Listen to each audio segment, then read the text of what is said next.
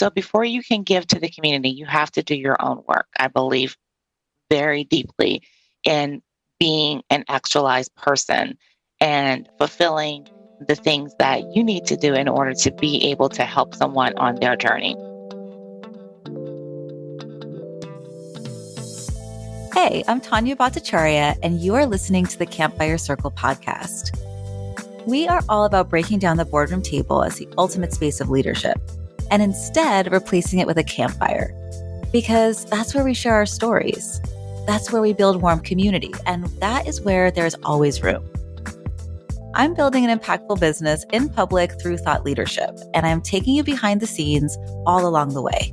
So if you want to stand out as you stand up for your mission, you are in the right place. Hello, hello. Welcome to the special summer series of the Campfire Circle podcast, where we're bringing back relevant mini moments from past episodes. This clip is from a longer conversation with Dr. Devona Stalnaker-Shofner about using narrative therapy to disengage from toxic societal stories and actually rewrite our own stories as changemakers. Devona is a professor at Antioch University, New England, a licensed counselor, and a keynote speaker who is committed to equity and justice in mental health. In this clip, we talk about how we can nurture future social change agents, whether they're part of our teams, whether they're our clients, or just members of our community. We dig into the power of our why and leadership that is rooted in that why, in our purpose and our values, even if that is maybe different from some of the modes of leadership we're used to seeing on TV. This episode is now over 2 years old, and there are some mention of news stories that are dated, but what she shares is timeless. So enjoy this episode.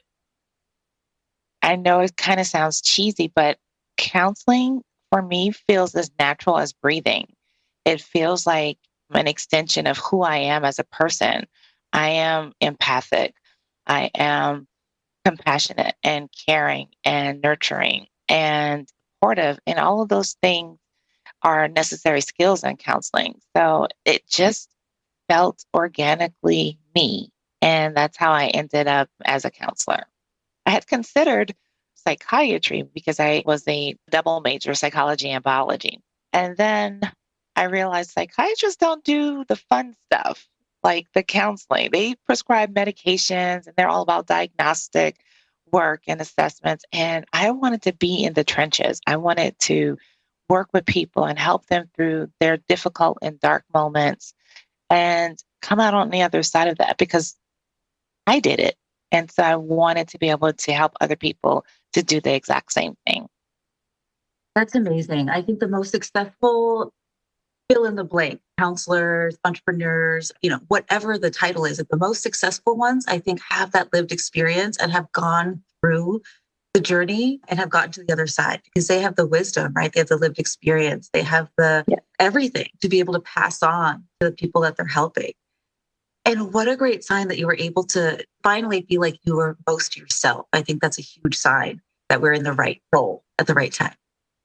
Well, I was kind of worried about this counseling thing because I remember in my master's program, in my very first class, my professor said, if you're here to make money, you can leave now because this is not a profession where you're going to get rich.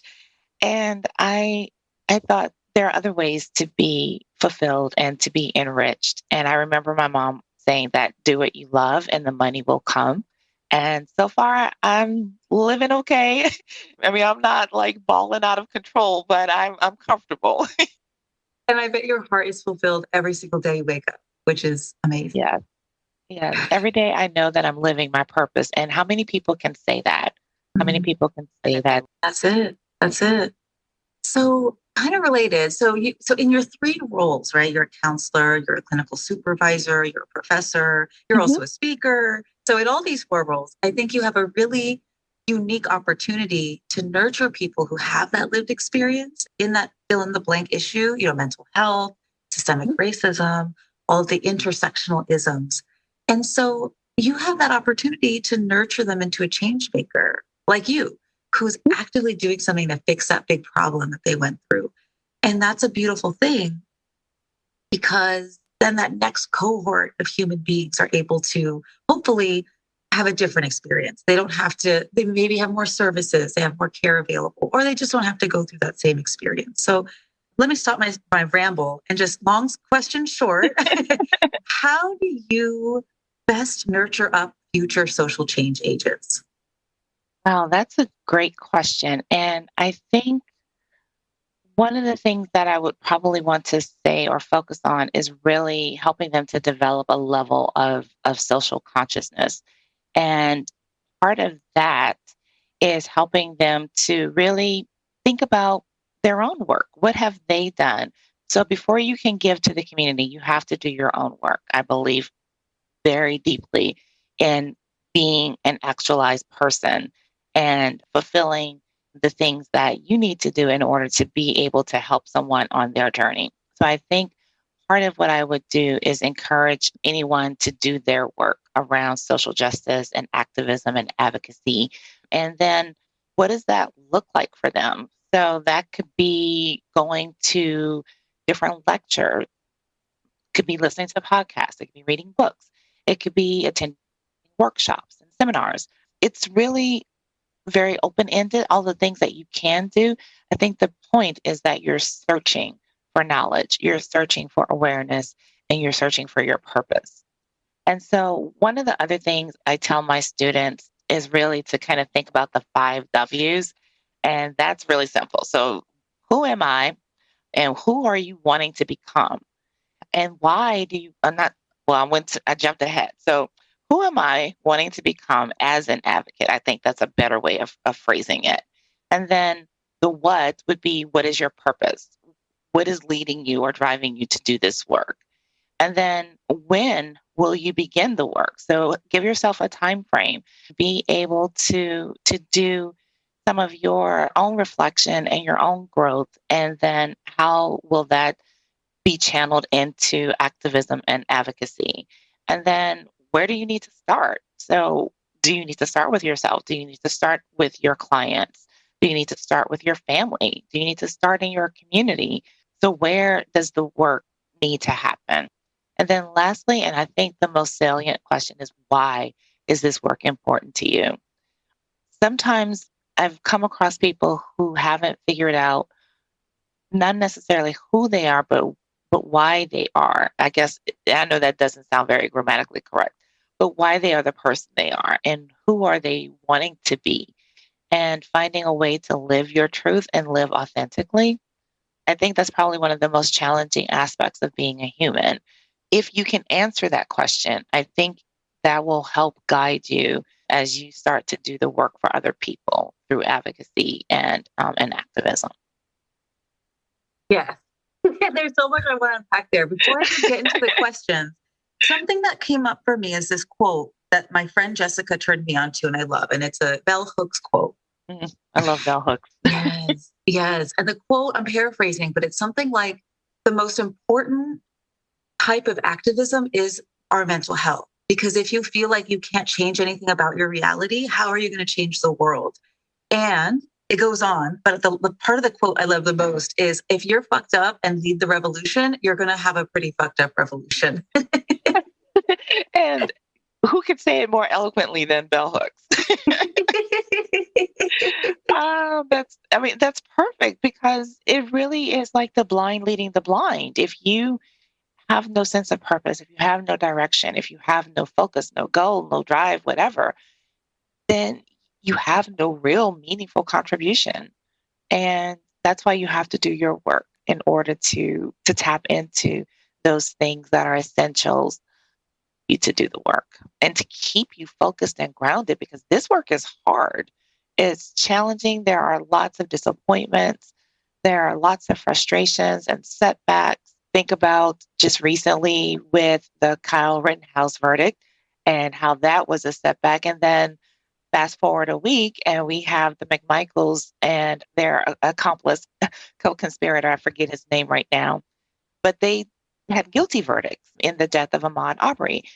And I think those are the things that have to keep you going is when you have those setbacks to remember the purpose, to remember your focus, and that the mission is bigger than just one moment in time. That's so important. It's the vision, it's the mission, it's the why, it's the how, but it's also the who. And I love that you talked about the importance of the who am I wanting to become, because I think if we are so focused on this goal, this thing we want to accomplish, but we again haven't done the things to become the person we need to be to affect those changes, we're just going to get disappointed. And so, and I know you're talking about students, you're talking about the folks that you work with, but I have even noted people in leadership who haven't necessarily done this work around that foundational, why, what is my purpose? Why am I doing this? Who do I need to become? How can I best get it done? Right. And that's not because they don't want to, but we gloss over these big strategic questions because the day to day gets in the way. But this really is that foundation for activating that movement. Exactly. And when I think about people in leadership, I think about the importance of a servant leader and being able to minister to your group, to the people who look up to you, and to work with them and have them working with you in this very collaborative way where you're not exercising dominion over anyone, but you're working in concert and creating the reality that you want to see in your organization. So I think that's something that people miss the mark on, that they're so busy being focused on being in charge that they do not lead the charge. Really powerful. And I think that we have really grown up and seeing models of that hierarchical leadership. We think that's just what a leader is. We think it's that leader who like slaps their fist on the boardroom table and is, kind of larger than life. But to me, I think the strongest, most effective leaders were really those community-based folks who were just in right relation with everyone around them. And as a result, it created that ripple effect that really affected a movement. Exactly. And I think part of that mentality, that antiquated mentality around leadership, comes from the system and culture of white supremacy and patriarchy, that these are the things that are important within that system, that you have power and control and that you exercise that in a full-throated way where there is and being unapologetic. That's where I want people to begin to understand that that is not a successful or sustainable model of leadership, that you have to work in concert with the people who are under your charge to be able to accomplish the mission that is set forth before you in your organization, in your workplace, wherever you are, and wherever you have an opportunity to lead and serve. Okay, so you've heard from us. Now I want to hear from you. Leaving a review helps us so much in growing our reach and supporting more folks with this podcast. And even better, I would love for you to send me a note on LinkedIn with your takeaways from this episode. I cherish and respond to every message, so I can't wait to hear from you. And if you want to go even deeper, check out the show notes to take your next step.